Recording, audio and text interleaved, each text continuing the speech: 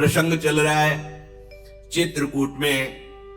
भगवान श्री राम लखन सियाजू, संपूर्ण चित्रकूट के ब्रह्म ऋषि जन, वशिष्ठ आदि महापुरुष जन और श्री भरत जी सभा में बैठे हुए हैं। सारी बात लौटकर भरत जी के ऊपर आई कि आप जैसा कहें। प्रभु ने शपथ पूर्वक कहा, पधारे हुए महाराज पिता की शपथ, गुरुदेव आपको साक्षी करके शपथ पूर्वक कहता हूं, जो भरत कह देंगे वही मैं मानूंगा। अब भरत जी ने विचार किया कि सेवक कैसा जो स्वामी को संकोच में डाल दे, वो तो बहुत नीच है जो अपने स्वामी को संकोच में डाल दे। सेवक का कर्तव्य है समस्त सुखों का त्याग, लोभों का त्याग करके अपने स्वामी की रुचि में रुचि मिला देना। अगर हमारे ऊपर ये बात रख दी गई तो अब हमारा हृदय कहता है, जिस तरह से स्वामी आपको प्रसन्नता हो आप वही कीजिए, आपकी प्रसन्नता ही मेरी रुचि है। प्रसन्न मन से संकोच त्याग करके, हे स्वामी आप जो आदेश जिसको करेंगे अब वो वैसा ही करेगा, सबके अशांति मिट जाएगी, अब आप आज्ञा कीजिए। भरत जी ने भगवान श्री राम के ऊपर, भरत जी के ऐसे वचन सुनकर समस्त सभा अयोध्यावासी मुनिमंडली आनंदित हुए। अभी प्रभु कुछ बोल नहीं पाए थे कि इतने में ही मिथिला नरेश महाराज विदेहराज जनक जी के दूत आकर सभा में प्रणाम किया। वशिष्ठ जी ने देखा कि ये तो मिथिला नरेश के प्रधान दूत है। उन्होंने प्रभु श्री राम को भी प्रणाम किया और जब मुनि वेश में देखा तो रो पड़े, क्योंकि दूल्हा वेश में राम को देखा था। विश्वामित्र जी के साथ जब गए थे, धनुष भंग हुआ तो दूल्हा रूप में जब राम को, आज वनवासी रूप में, तो जनकपुर के जो मिथिला नरेश विदेहराज के प्रधान दूत थे वो रो पड़े सभा में। जानकी जी को और राम जी को ऐसे मुनि वेश वल्कल वस्त्र में, बहुत ही अपने को संभाला। वशिष्ठ जी ने कहा, कुशल है महाराज विदेहराज जनक का नगर और वो स्वयं? पृथ्वी पे मस्तक रखकर दूतों ने कहा, स्वामी आपने पूछा बस यही कुशलता है, और भला अब कुशल क्या हो सकता है। कुशलता तो उसी समय चली गई थी जब प्रभु श्री राम को वनवास दिया गया और महाराज चक्रवर्ती सम्राट दशरथ जी ने प्राण त्याग दिए। तो मिथिला की कुशलता तो उसी समय चली गई थी जब सियाजू वनवासी वेश में अयोध्या से निकली थी। बस कुशलता यही है कि आप जैसे ब्रह्म स्वरूप ऋषि आप कुशल पूछ रहे हो, बस इतनी ही कुशलता है।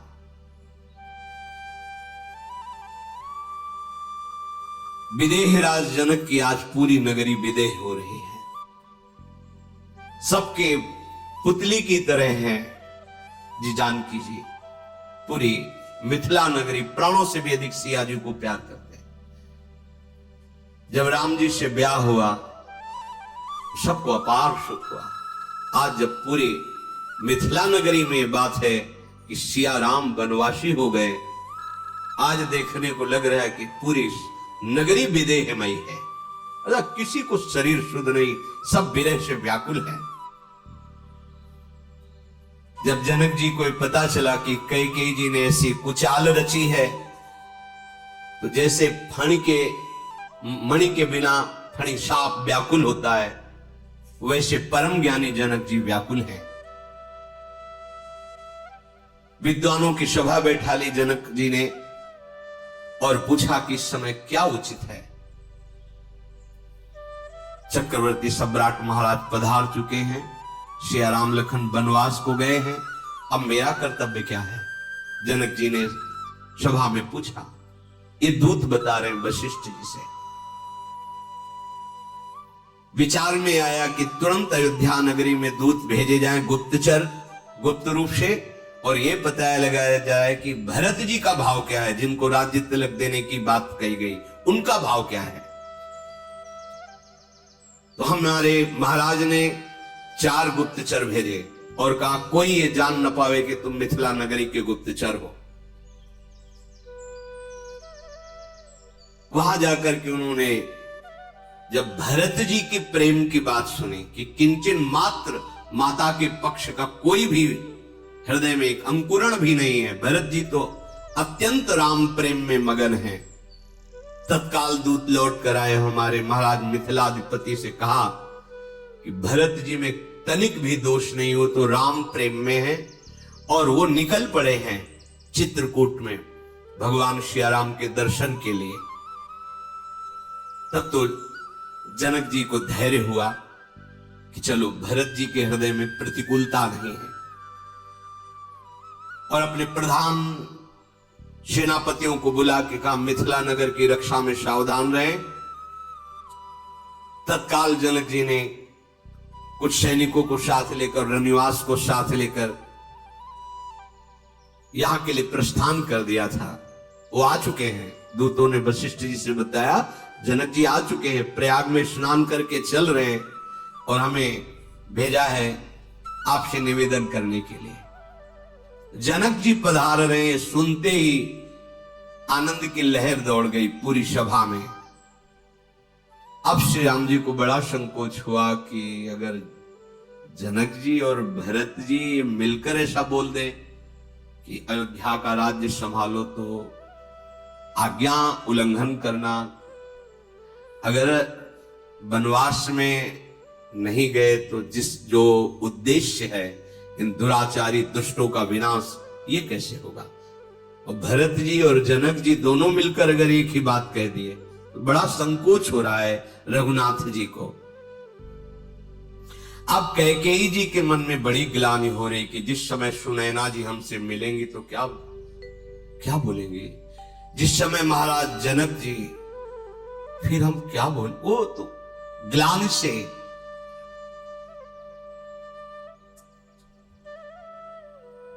जनक जी महाराज सामने से दिखाई दिए और ज्ञान का सूर्य चला रहा। परमहंस श्री सुखदेव जी के गुरुदेव हैं जनक जी। वशिष्ठ जी आगे होकर के भगवान श्री राम, सारी सभा जनक जी की अगवानी कर रही, स्वागत कर रही। कोई किसी से कुछ बात नहीं कर रहा, ऐसे ही संध्या हो गई। प्रेमियों की यही दशा होती, न जनक जी कुछ बोल पा रहे, न इधर से कोई बोल पा रहा। सभा विसर्जित हुई, अपने अपने स्थलों में, पड़ाव में सब रुके। प्रातः काल मंदाकिनी चित्रकूट में जो है उनमें स्नान आदि दिनचर्या हुई। सबके हृदय में एक ही बात है कि जनक जी ये बात सभा में कह दें कि राम राजा हो तो सब सुखी हो जाएंगे, और भरत जी को युवराज पद दिया जाए तो सब जीवित हो जाएंगे। जीवित का तात्पर्य सब विरह में जल रहे, अयोध्यावासी और मिथिलावासी। सबके हृदय में कि हे भगवान, जनक जी की बुद्धि में ऐसी प्रेरणा कर दो कि वे घोषणा कर दें राम राजा होंगे, भरत युवराज होंगे, सब सुखी हो जाएंगे। सब सभा में आकर के विराजमान हुए, जो जैसे जहां बैठना चाहिए। रघुनाथ जी तो बहुत संकोची स्वभाव है, प्रेम के समुद्र है, सरल स्वभाव, गुणों के समुद्र। सब श्री राम जी को देख रहे, पूरी सभा चकोर की भांति। प्रेम मगन तेहि समय सब सुनियावत मिथुलेश, सहित सभा संभ्रम उठ्यो रघुकुल कमल दिनेश। अब जनक जी अपने स्थान से सभा में सब खड़े हो गए। परम ज्ञानी, परम महात्मा, जब परमहंस शिरोमणि सुखदेव जी जिनको गुरु माने हैं, उनके ज्ञान की महिमा क्या। और इधर वशिष्ठ जी परम ज्ञानी, और ज्ञान का साक्षात लक्ष्य ब्रह्म राम, ऐसी सभा को क्या बड़े बड़े ऋषि सब जनक जी का आदर कर रहे हैं। जनक जी ने मुनि वंदना की। समस्त अयोध्यावासी परस्पर जनक जी अयोध्यावासियों को अयोध्यावासी प्रणाम कर रहे हैं। जनक जी के हृदय में यद्यपि विशुद्ध बोध है, पर ये सिया राम जी के प्रेम की बात है कि जानकी जी और राम जी को इस वेश में देखकर अश्रु प्रवाह हो रहा। विदेहराज जनक के हृदय में एक विकलता हो रही है। सारा समाज शोक में डूब गया। जब महाराज जनक जी ने व्याकुल होकर कहा कि महाराज दशरथ पधार गए, ये जब हमने सुना हमारी मिथिला नगरी से हम कितने व्याकुल, ऐसा शोक प्रकट हुआ मानो महाराज दशरथ अभी पधारे हो। बड़े बड़े मुनियों ने दिव्य चर्चा, परमार्थ की चर्चा करके शांति प्रदान की। संसार में विषयी साधक सिद्ध शयाने, त्रिविध जीव जग वेद बखाने। तीन प्रकार के ही मनुष्य पाए गए, एक तो विषयी, एक भगवत प्राप्ति की साधना करने वाले, और एक सिद्ध जो भगवत प्राप्त हो चुके, तत्वबोध। पर इन तीनों को जो हठात खींच ले उसे प्रेम कहते हैं। ये राम प्रेम का प्रभाव है कि मुनि मंडली से जनक जी सबके आंसू चल रहे। नहीं, जनक जी शब्द स्पर्श रूप रसगंध, इस पर विजय प्राप्त किए हुए महापुरुष है। बट का विशाल वृक्ष है, सब उसके नीचे विराजमान हैं। उस समय महामहिम विश्वामित्र जी ने जब सुना तो वो भी पधारे उसी सभा में। अब तो आनंद ही आनंद।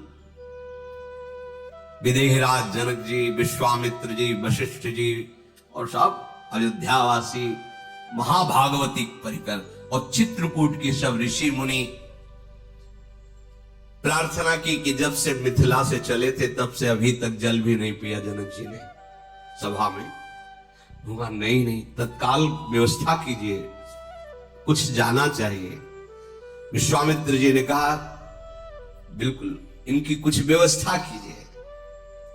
जनक जी ने कहा नहीं, यहां हम कुछ खा तो सकते नहीं, ना कोई मिथिला का यहां कुछ खा सकता है। तो भगवान के मन की रुचि जान करके जितने कोल भील थे, परम सौभाग्य, सब बहंगियों में भर भर के शहद और सुंदर कंदमूल फल लाए। बोले महाराज ये हमारे चित्रकूट का है, आप इसे पान। जनक जी उनको कृतार्थ करने के लिए थोड़ा सा शहद, थोड़ा सा जल, थोड़ा सा फल, ऐसे सबने पाया।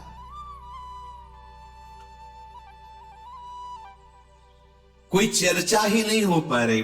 प्रेम में ऐसी व्यवस्था है कि कोई निर्णय ही नहीं निकल पा रहा। 4 दिन बीत गए, रोज आके सभा बैठती है, पर सब प्रेम मगन हो जाते हैं। किसी की हिम्मत ही नहीं पड़ती कि आगे के विषय पर बोला जाए। बस सबके हृदय में एक ही बात है कि सिया राम के बिना हम लौटेंगे नहीं। मिथिला की तरफ से आए हुए जनक जी के साथ और अयोध्या में भरत जी के साथ आए हुए सबके मन में है कि जब चर्चा हो, चाहे हमारा तो रोज मंगल में दिन कट ही रहा दर्शन से, पर हम बिना इनको साथ ले वापस नहीं लौटेंगे। और अगर वो साथ नहीं चलेंगे तो हम सब मिथिलावासी और अयोध्यावासी इन्हीं के साथ रहेंगे। करोड़ों स्वर्ग सुख है इनके साथ के सामने। समझो यदि हमें प्रिया प्रीतम का साथ मिल जाए, पर आप चाहते कहां प्रिया प्रीतम का साथ, आप तो संसार के भोग चाहते हैं। इसीलिए आपको समझ में नहीं आ रहा परमानंद किसे कहते हैं, भगवदानंद किसे कहते हैं, क्योंकि विषयानंद को ही आपने सर्वस्व मान लिया। थोड़ा तो उठो आप। अब जो कह दे कि हम गृहस्थ में, तो क्या गृहस्थ, ये देखो जनक जी महाराज विरक्त के गुरु हैं। सुखदेव जी जैसा कोई विरक्त हुआ है क्या? गर्भ से ही वैराग्यवान, लौट के मुख नहीं देखा अपनी मां का और पिता का। और पिता कौन है? भगवान व्यास देव जी। और गुरु कौन है इनके? जनक जी। और क्या कमी है? रनिवास है, महारानी है, परिवार, पूरा मिथिला का शासन चल रहा है।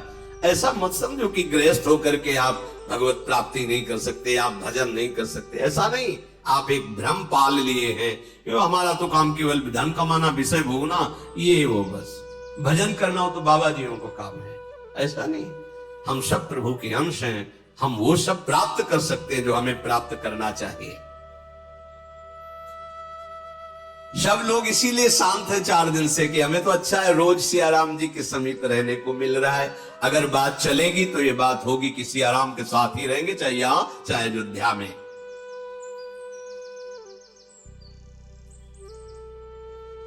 सुनैना जी अपने विचार को एक दासी से कहा कि हमको अगर सौभाग्य मिले तो हम राजमाताओं के दर्शन कर लें। सीता जी की माता, सूचना मिली कि उन्होंने आदेश कर दिया है। सुनैना जी तत्काल उस शिविर पर गई जहां कौशल्यादि माताएं थी। जनक जी का पूरा रनिवास साजबाज से इधर आया। कौशल्या जी ने उठ करके उनका आदर किया, आसन पर बैठाला। सुनैना जी ने जब कौशल्या जी का स्वरूप देखा तो विकल हो गए, क्योंकि महाराज अंतर ध्यान हो चुके हैं, करुणा से विकल हो रही है। सुनैना जी ने कहा, विधाता की बड़ी बुद्धि टेढ़ी है, दूध के फेन जैसे कोमल वस्त्र को वज्र से प्रहार कर रहा है, बड़ा कठोर है विधाता। ऐसा सुनैना, ये कुछ सृष्टि ऐसी ही है, अमृत तो सुनने में आता है, विष देखने में आता है। विधाता की करतूत बड़ी भयंकर है, दुष्टता की बाहुल्यता होती है, साधुता रौंद जाती है। दुष्टता की बाहुल्यता होती है, कोई एक सतमार्ग में चलना चाहे 50 उसको रौंदने के लिए तैयार हो जाएंगे। सुमित्रा जी ने हाथ जोड़कर सुनैना जी से कहा कि आप ठीक ही कह रही हैं, विधाता की बड़ी विचित्र गति है, वही सृष्टि उत्पन्न करता है, वही पालन करता है, वही नाश कर देता है। कौशल्या जी ने कहा कि नहीं नहीं, इसमें दोष नहीं है, ये जो दुख है, सुख है, लाभ है, हानि है, ये सब हमारे कर्म का फल है, इसमें विधाता का कोई दोष नहीं है। कर्म कुछ बिगड़ गए, उनकी गति भोगनी पड़ रही है। शुभ अशुभ का फल हमारे कर्मों का ही फल है। ईश्वर तो सब पर बराबर कृपा कर रहा है, पर हमारे कर्म ही ऐसे बन जाते हैं जो हमको दुख देता है, हमारे कर्म ऐसे बन जाते हैं जो हमको सुख देता है। हे देवी, मोहवश होकर किसी को दोष नहीं देना चाहिए, ये भगवान श्री राम की माता कौशल्या जी ने कहा।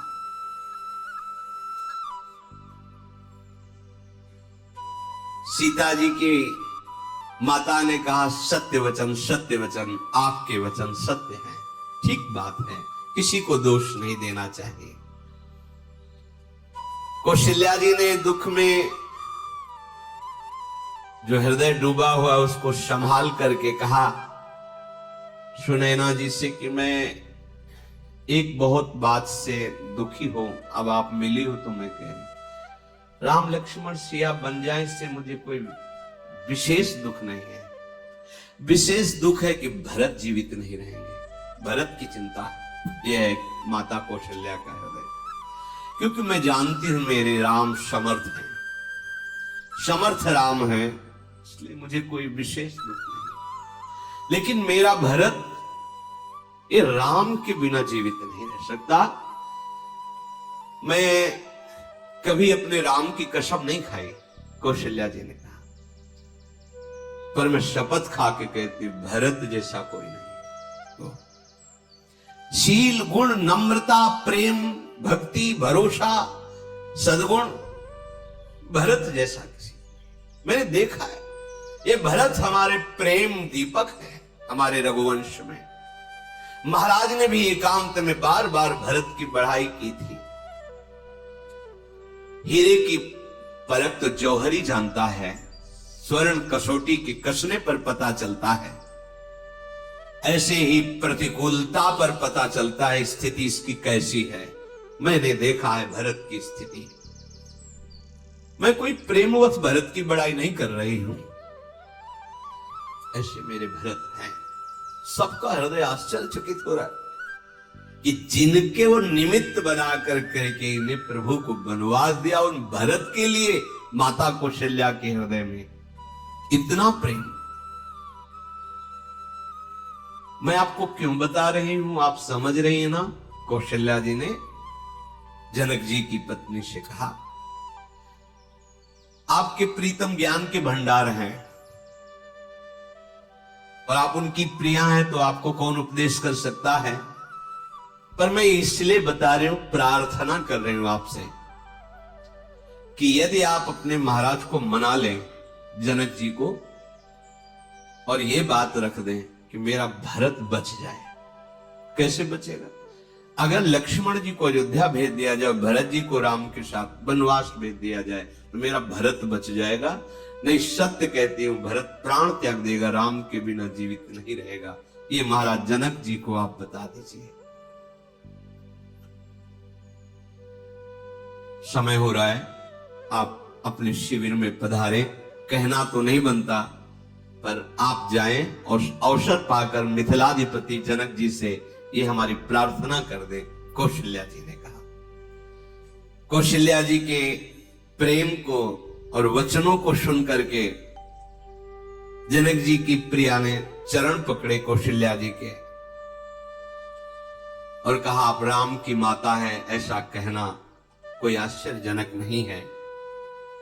प्रभु अपने नीच जनों का भी आदर करते हैं। जैसे अग्नि धुएं को धारण करती है, पर्वत अपने सिर पर तृण को धारण करती है, ऐसे मैं और हमारे प्राणपति महाराज आपके सेवक हैं, आप आज्ञा कीजिए।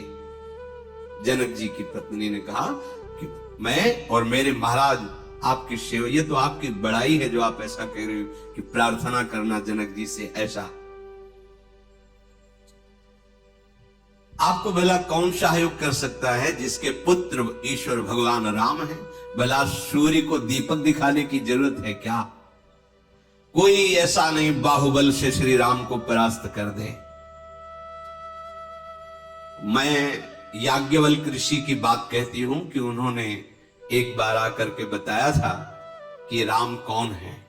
पूरी सभा में मिथिला में बताया था कि साक्षात पर ब्रह्म परमात्मा तत्व भगवान राम है। और उन्होंने कहा था कि कुछ दिन का ये लीला है, इसके बाद राम राजा होंगे, संपूर्ण अयोध्या सुख से बसेगी, इसलिए आप चिंता मत करें।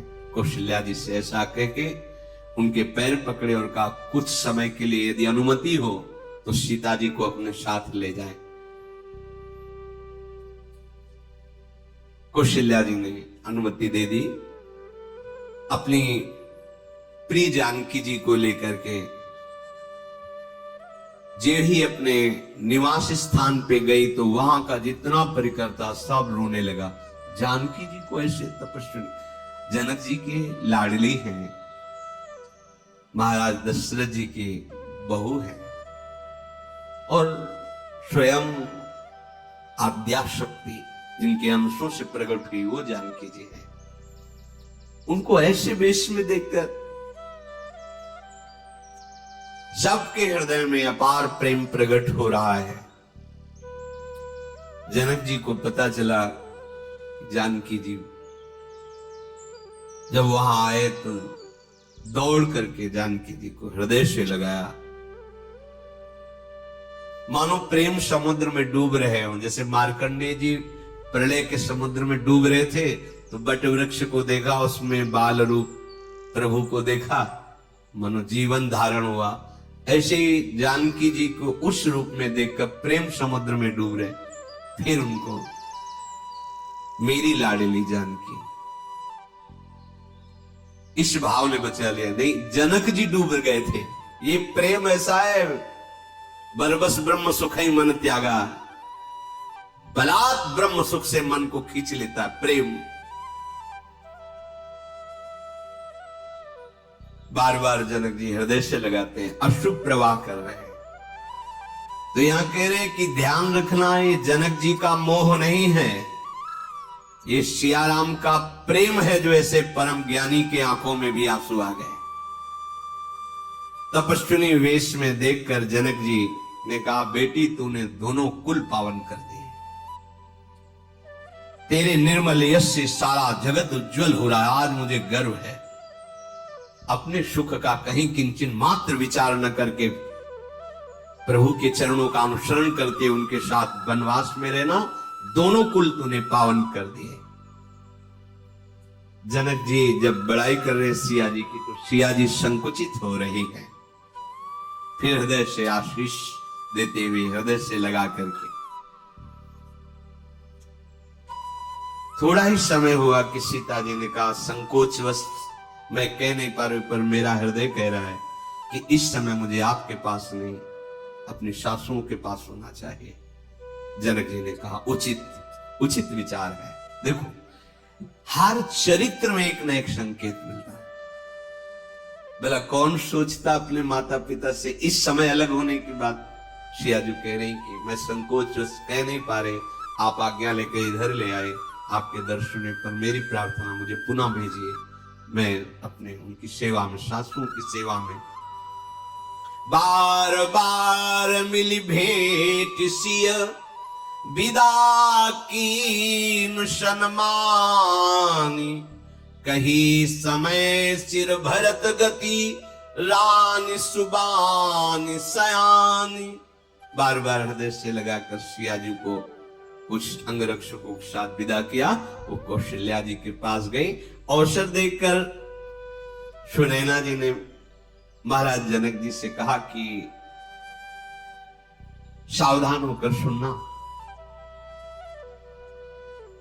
कौशल्या जी ने एक निवेदन किया है। उन्होंने कहा कि भरत अगर राम से अलग रहे तो जीवित नहीं रह पाएंगे, बड़ी चिंता है भरत की। भरत जी उपमा रहित प्रेम को प्राप्त हुए महापुरुष हैं। भरत जी की महिमा वर्णन कर सके ऐसी किसकी वाणी में सामर्थ्य है। भरत जी श्री रामचंद्र जी की प्रेम की सीमा है। भरत जी के हृदय में जो प्रेम है उसको कैसे वर्णन करें। परमार्थ स्वार्थ समस्त सुखों को जो त्याग करके, परमार्थ स्वार्थ समस्त सुखों को जो त्याग करके भगवत भजन के द्वारा आगे बढ़ता, उसको एक प्रेम का परिचय मिलता है। भरत जी का एक ही मत है, साधन सिद्ध राम पगने हो, मोहि लखी परत भरत मते हो। परमारथ स्वार्थ सुख सारे, भरत न सपने हूं मन हूं निहारे। जब प्रेम की चाह हो जाती है तो व्यवहार और परमार्थ, धर्म कर्म मोक्ष ये सब एक तरफ। परमार्थ व्यवहार बनो कि ना बनो, स्वर्ग नरक अपवर्ग आस नहीं त्रास है, ये प्रेम मार्ग है। न लाज तीन लोकन की, न वेद को कहो करे, न शंख भूत प्रेत की, न देव जक्षते डरे। सुने न कान और की, दृश्य न और इच्छना।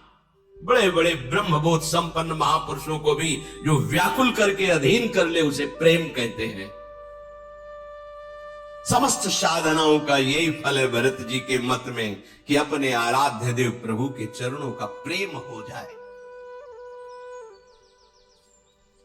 महाराज कौशल्या जी ने प्रार्थना की कि आप कुछ ऐसा सभा में कहें कि लखनलाल अयोध्या जाए और भरत जी राम जी के साथ रहें, तभी भरत जी जीवित रह सकते हैं। उनकी प्रेम दशा देखकर बड़ा मुश्किल है।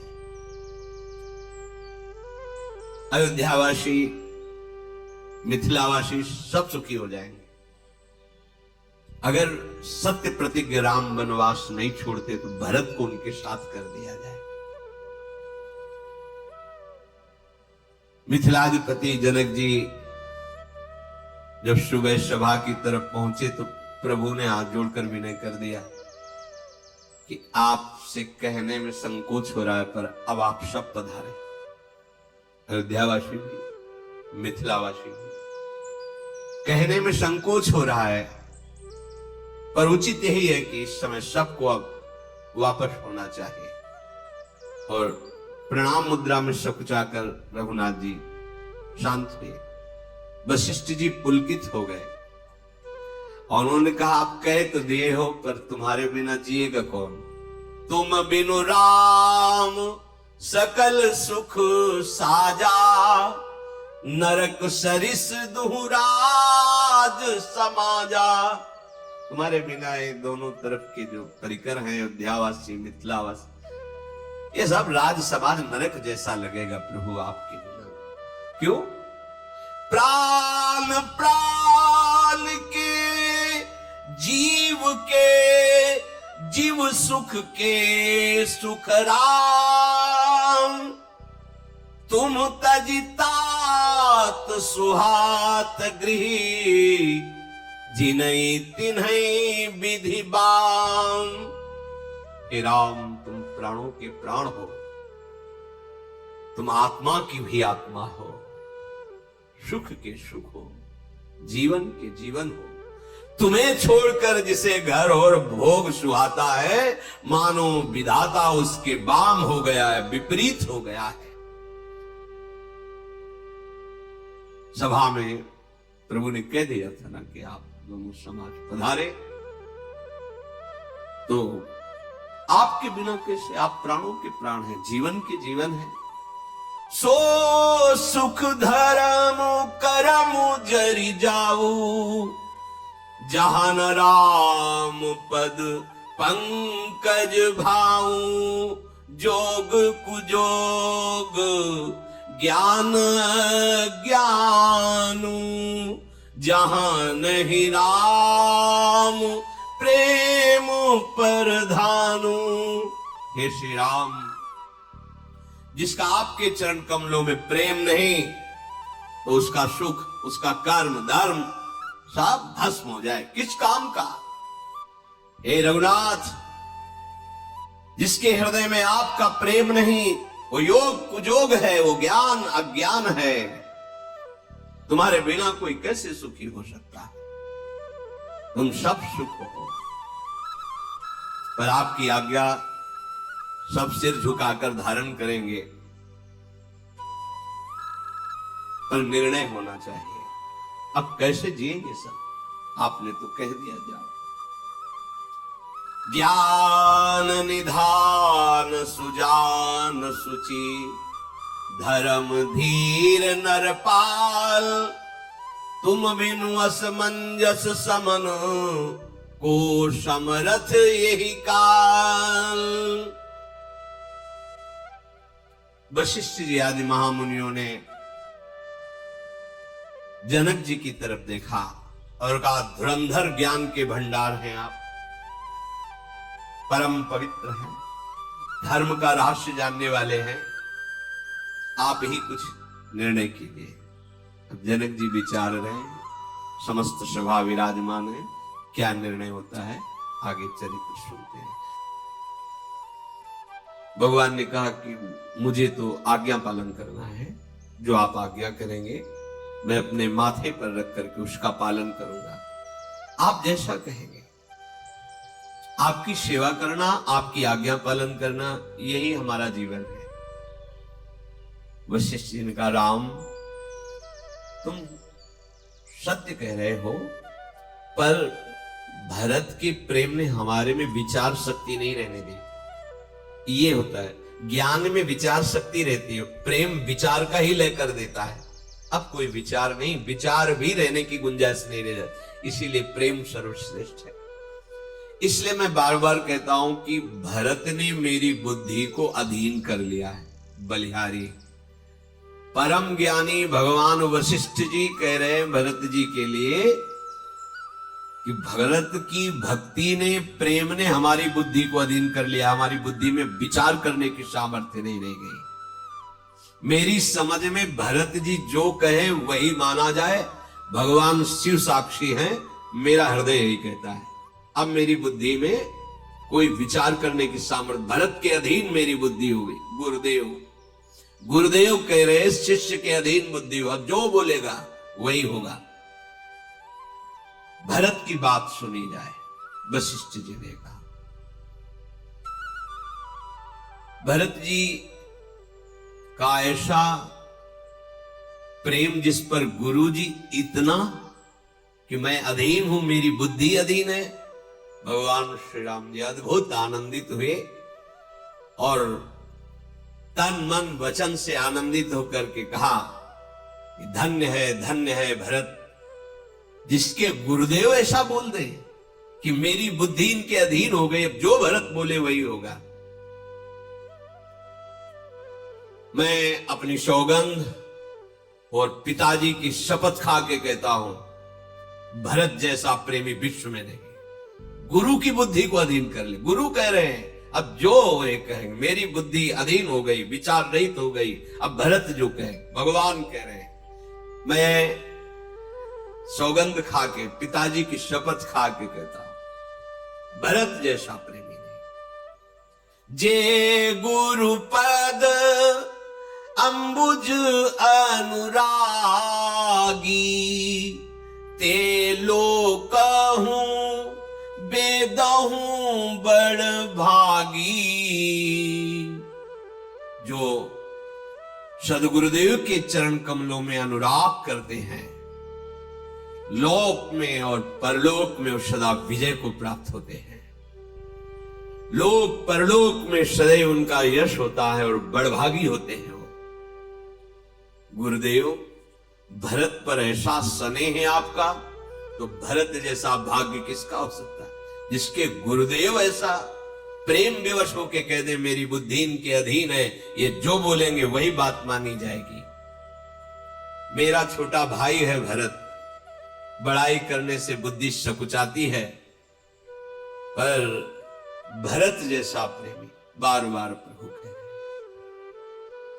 अब वही करेंगे जो भरत कहेंगे, और चुप हो गए। ये बड़ी भारी बात है कि जब स्वामी और गुरु सेवक के ऊपर बात डाल दें, अब सेवक की प्रवीणता सेवकाई की है, ये बड़ी बात है। स्वामी भी बोल रहे हैं और गुरु भी बोल रहे हैं कि जैसा तुम बोलोगे। तब भगवान वशिष्ठ जी ने कहा, भरत कहो ना, संकोच त्याग करके बोलो, जो तुम बोलोगे वही हम और राम वही करेंगे, बोलो तुम। देख करके ये बात भरत जी सहम गए, कुछ नहीं बोल पाए। स्वामी भी अनुकूल, गुरु भी अनुकूल, मेरे ऊपर भार कि मैं निर्णय करूं। शरीर में रोमांच हो रहा है, कमल के समान आंखों से अश्रु बह रहे। भरत जी ने कहा कि बस मेरा निबाह तो मेरे सदगुरु ने कर दिया, मुनिनाथ ने कर दिया, मैं बोलने लगा, क्या बोलूं। और स्वामी का स्वभाव तो मैं जानता हूं, प्रभु श्री राम का। घोर अपराधी पर भी, अपने पर घोर अपराधी पर भी क्रोध नहीं करते, फिर वो तो मुझे अपना जानकर विशेष कृपा और स्नेह करते। हमने तो बचपन में खेल में भी देखा है, कोई मेरे को ही जिताने की चेष्टा की है, वो जीतते जीतते हार जाते और मुझे जिता देते थे कि भरत जीत गए, भरत जीत गए। मैंने प्रभु को देखा है, हारे वो खेल जितावे वही। यदि प्रभु जीत रहे होते थे फिर भी वो हार जाते थे और कहते थे भरत जीत गए। मैं अपने गुरुदेव को अनुकूल देखकर और स्वामी को अनुकूल देखकर क्या बोलूं, अब तो सामर्थ्य नहीं रह गई कि मैं मुंह खोल करके बोलूं। और हृदय की बात कहता हूं, आज तक कर भर नेत्र में अपने प्रभु का रूप पान नहीं कर पाया। भरत जी कह रहे, दर्शन तृपित न आज लग प्रेम पियासे नैल, ये प्रेम का स्वरूप होता है। जैसे बड़ा गूढ़ प्रसंग है 42 लीला में, जो कह रहे कि न आदि न अंत विलास करे, तो लाल प्रिया में भई न चिनारी। अनादिकाल से एक ही सिंहासन पर बैठे, एक दूसरे आज तक परिचय नहीं हुआ। भरत जी क्या कह रहे, बचपन से लेकर अभी तक दर्शन तृपित न आग लग, प्रेम पियासे नैन। प्रभु के रूप पान के लिए मेरे नेत्र प्यासे ही प्यासे, आज तक तृप्ति नहीं हुई। ये प्रेम है, प्रेम। अनशन पर भुज दिए बिलोकत, इंदु बदन विबियोर, करत पान रस मत परस्पर, पर लोचन त्रसित चकोर। अभी प्यासे ही नेत्र है। पर मेरा ये सौभाग्य विधाता नहीं सह सका, माता के बहाने आज सब सुख नष्ट कर दिया। पर ये भी मुझे कहना शोभा नहीं देता, क्योंकि अपने मुख से अपने को साधु कौन नहीं कहता। पर साधु तो वही है जिसकी दूसरे जन सराहना करें। अगर मैं ऐसा कहूं माता नीच है और मैं सदाचारी हूं, तो करोड़ों प्रकार से कुटिलता ही होगी। भला कोदों की बाली में उत्तम धाम थोड़ी फलता है, काली घुंघची में कहीं मोती थोड़ी उत्पन्न होता है। किसी का दोष नहीं, मेरा अभाग्य है। मैं व्यर्थ ही माता को कटुवचन बोलता हूं। मैं अपने हृदय में सब ओर से खोज कर हार गया हूं। एक ही प्रकार मेरा भला है। सर्व समर्थ सद्गुरुदेव और स्वामी सियाराम ये जैसा विचार, इन्हीं से हमारा मंगल है। साधुओं की सभा में सद्गुरुदेव और इष्ट स्वामी श्री राम, पवित्र तीर्थ चित्रकूट, छल कपट झूठ सच, ये सब हमारे स्वामी और गुरुदेव भी जानते हैं। मेरे प्रण का निर्वाह करके महाराज तो पधार गए कि भरत को राज तिलक राम का वनवास, उन्होंने तो प्रेम का निर्वाह कर लिया। माता की कुबुद्धि का संसार साक्षी, पर मेरे प्राण नहीं निकले। पूरी अयोध्या को तड़पते देख कर प्राण अब वज्र की तरह कठोर हो गए हैं। मैं सब अनर्थों का मूल हूं। मैंने सब दुख ये सुन करके देख करके सहा। आज अपने सामने स्वामी श्री राम लखन और सिया को मुनि वेश में नंगे पैर वन में चलना, भगवान शंकर साक्षी हैं। हृदय में कैसा घाव हुआ, पर फिर भी प्राण मेरे बकाया है। इसका मतलब मेरे प्राणों का, मेरे हृदय का वज्र से निर्माण हुआ है। यहां कर सब देख लिया। प्रभु को देखकर इस रूप में भी मेरे प्राण नहीं निकले, क्या करूं? भला जो प्रभु जब वन में चलते हैं तो सर्प बिच्छी ये अपने आप हट जाते हैं। पृथ्वी कंकड़ को छुपा लेती कि श्री चरणों में चुभे ना। वो प्रभु शत्रु लगे मेरी मां को। अब इससे ज्यादा मेरा भाग्य और दुख और क्या हो सकता है? भरत जी की ऐसी प्रेम भरी वाणी सुनकर सारी सभा में विषाद छा रहा है। महाज्ञानी वशिष्ठ जी ने फिर परमार्थिक बात करके सबको विरह समुद्र से निवारा, उबारा। श्री रघुनंदन भगवान श्री राम बोले, हे भरत, तुम हृदय में व्यर्थ की ग्लानि मत करो। जीव की गति ईश्वर के अधीन है। भूत भविष्य वर्तमान, स्वर्ग पृथ्वी पाताल, तीनों लोकों में तुम्हारे जैसा पवित्र प्रेमी नहीं है। तुम व्यर्थ में ग्लानि मत करो। हृदय में तुम कुटिलता का आरोप मत करो। अगर कोई तुमको दोषी कहेगा तो इस लोक में दुर्गति को भोगेगा, परलोक भी उसका बिगड़ेगा। माता कैकेयी निर्दोष है भगवान श्री राम। जिसने संत सभा का सेवन नहीं किया, गुरुजनों की सेवा नहीं की, वो मेरी बात नहीं समझ पाएगा। माता कैकेयी निर्दोष है। क्यों? जब नारद जी ने शाप दिया तब हरि माया दूर निवारी, तहां न रमा न राजकुमारी, तो मम इच्छा कहा दीन दयाला, जाओ मेरी इच्छा थी इसलिए ऐसा हुआ। भगवान कह रहे कि माता कैकेयी को वही दोष देगा जिसने गुरुजनों की सेवा नहीं की और साधु समागम नहीं किया। भरत, तुम्हारा नाम स्मरण करने मात्र से पाप और प्रपंच का नाश हो जाएगा। जो तुम्हारा नाम स्मरण करेगा इस लोक में सुख और परलोक में गति प्राप्त करेगा। भगवान महादेव को साक्षी करके कहता हूं, इस पृथ्वी में तुम्हारे जैसा सरल और प्रेमी स्वभाव वाला दूसरा है ही नहीं।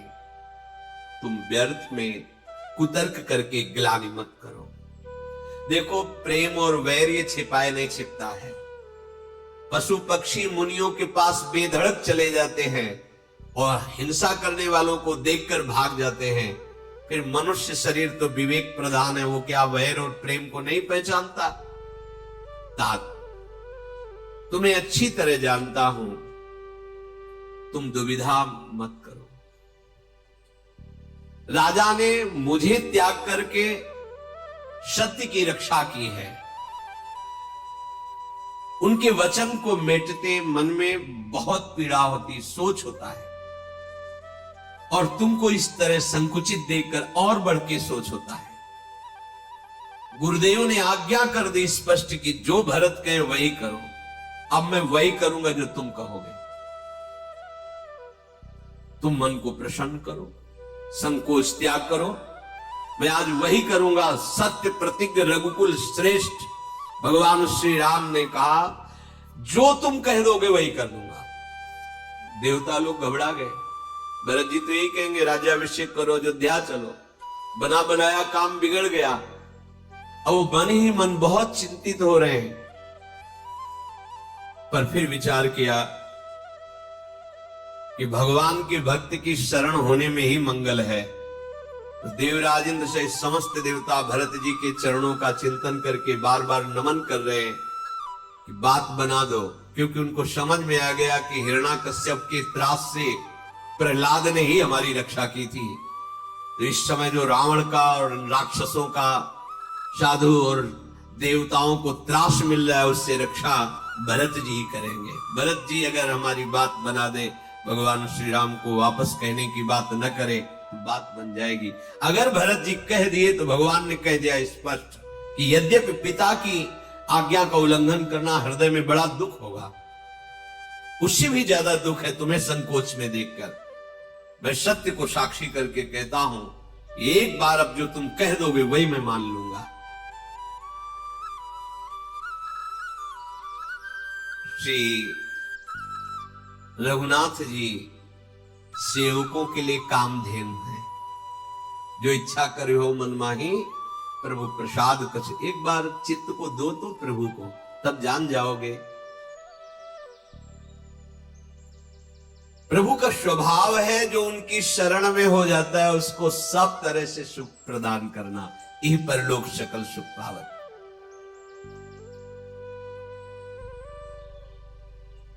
सब तरह से विचार करके भरत जी जब देखा कि गुरुदेव और स्वामी दोनों ने बोझा हमारे ऊपर ही डाल दिया, तब कहा कि प्रभु की इच्छा में ही इच्छा मिला देना सेवक की इच्छा है। अब मेरी कोई चाह नहीं। ये बात, ये मतलब सबसे बड़ी बात आई निकल के। जब गुरुदेव और स्वामी ने इच्छा छोड़ दी सेवक पर, तो सेवक के हृदय में क्या स्फुरित हुआ? जो गुरुदेव और स्वामी की इच्छा है, उनकी इच्छा में इच्छा मिला देना ही। जोई जोई प्यारो करे सोई मोहि भावे। इतनी बड़ी बात कह दी गुरुदेव ने और स्वामी ने। इतना अनुग्रह, इतना स्नेह। कीन अनुग्रह अमितयति सब विधि सीतानाथ। करि प्रणाम बोले भरत जोरी जलज जुग हाथ। श्री जानकी जीवन प्रभु ने जब इतना अनुग्रह कर दिया, भरत जी ने हाथ जोड़ करके प्रणाम मुद्रा में कहा, हे गुरुदेव, हे स्वामी, हे कृपा के समुद्र, हे अंतर्यामी, मैं अधिक क्या कहूं, गुरु प्रसन्न साहिब अनुकूला, मिटी मलिन मन कल्पित सूला। गुरुदेव प्रसन्न है और स्वामी अनुकूल है। प्रभु मेरे हृदय में जितनी जलन थी, जितनी मलिनता थी, सब नष्ट हो गई। गुरुदेव प्रसन्न है, स्वामी अनुकूल है, अब कोई हृदय में पीड़ा नहीं। जो मेरे हृदय में मिथ्या कल्पनात्मक कलंक का सोच था, डर था, सब नष्ट हो गया। जैसे कोई स्वयं दिशा भूल जाए और दोष सूर्य पर दे। नहीं, माता की कुटिलता, विधाता की टेढ़ी चाल और काल की कठिनता, इन सब ने मिलकर के मुझे विचलित कर दिया था। परंतु आज शरणागत वत्सल गुरुदेव और आप, जब आपको प्रसन्न और गुरुदेव को प्रसन्न देखा, वो सब हट गया। अब सारा जगत मुझे बुरा कहे, कोई परवाह नहीं, क्योंकि मेरे स्वामी मेरे अनुकूल है। बात समझिए, अगर सारा जगत तुम्हारी बड़ाई करता है, तुम्हारे स्वामी अनुकूल नहीं तो बात नहीं। सारा जगत निंदा करता है, स्वामी अनुकूल है, अब कोई बात बिगड़ने वाली नहीं। हे स्वामी, केवल एक आप के अनुकूल हो तो फिर किसी की हमें बुराई से कोई कष्ट नहीं है। हे देव, आपका स्वभाव सदैव सेवक के अनुकूल रहता है। देखा, वैसे तो आपका स्वभाव सम है, पर सेवक के अनुकूल रहता है। सेवक वही है जो स्वामी की इच्छा में अपनी इच्छा मिला दे। अपने लोग अभी सेवक पद पे नहीं है। स्वामी तो अनुकूल है, पर अपने मन की मांगी हुई अनुकूलता न मिलने पर स्वामी को प्रतिकूल दोषारोपण कर देते हैं कि इस समय हमारे स्वामी प्रतिकूल है। उनका तो अनुकूल ही विधान चलता है, पर आपके मन की मांगी हुई अनुकूलता स्वामी की अनुकूलता से नहीं मिलती। जाए निकट पहचान तरु, चाह समनी सब सोच, मांगत अभिमत पाव, जग राव रंक भल पोच। कल्प वृक्ष को यदि कोई पहचान करके उसके पास जाए और जो कामना करने लगे उसकी पूर्ति होती जाती है, उसकी चिंताओं का नाश हो जाता है। राजा रंक भले बुरे कोई भी हो, जो चाहेगा कल्पतरु देगा। ऐसे मेरे स्वामी हैं। यदि इनके स्वभाव को जानकर इनके चरणों का आश्रय ले ले, लख सब विधि गुरु स्वामी स्नेहु। मेरे गुरुदेव का स्वभाव, मेरे स्वामी का स्वभाव, इष्ट और गुरुदेव का स्वभाव एक जैसा है। मेरा क्षोभ मिट गया, अब मन में कोई चाह नहीं, कोई संदेह नहीं। तो तुम्हारा क्या हृदय का भाव है? तो अब करुणा कर कीजिए सोई, जनहित प्रभु चित क्षोभ न होई।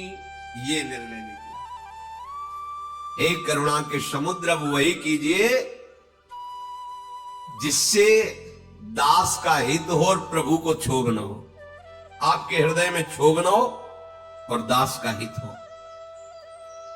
वो सेवक, कैसा सेवक जो स्वामी को संकोच में डाल दे, उसकी बुद्धि बड़ी नीच है। जो सेवक साहिबई सकोची, निज हित चाहे तासु मति पोची। बड़ी नीच बुद्धि उसकी है जो सेवक अपने स्वामी को संकोच में डाल दे।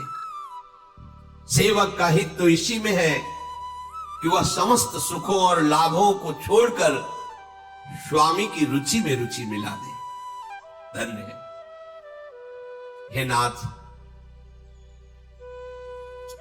यद्यपि सबका आपके लौटने में परम मंगल सुख है, पर आपकी रुचि का पालन करना करोड़ों मंगलों का मूल है। क्या अद्भुत निर्णय भरत जी का, क्या अद्भुत निर्णय। कहां सोच के आए थे, जब उनके ऊपर भार गया तो एक शब्द भी ऐसा नहीं बोला, प्रभु आपको क्षोभ न हो और दास का हित हो। यद्यपि आपके लौटने में सबका मंगल है, लेकिन आपकी रुचि में चलने पर करोड़ों मंगलों का मूल है। स्वार्थ और परमार्थ का निचोड़ यही है कि स्वामी की रुचि में रुचि मिलाकर चला जाए।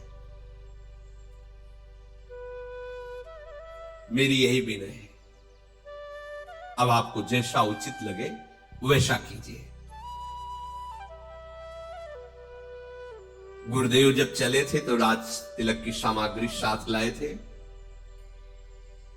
हम सबका मंगल, आपके हृदय में क्षोभ न हो, अब आप विचार कीजिए। गुरुदेव ने भी शर्त रखी थी कि शत्रुघ्न सहित हम वनवास करें। सानुज पठई मोहि बल कीजिए सब ही सनाथ, न तरु फेरी है बंद दो नाथ चलो में साथ।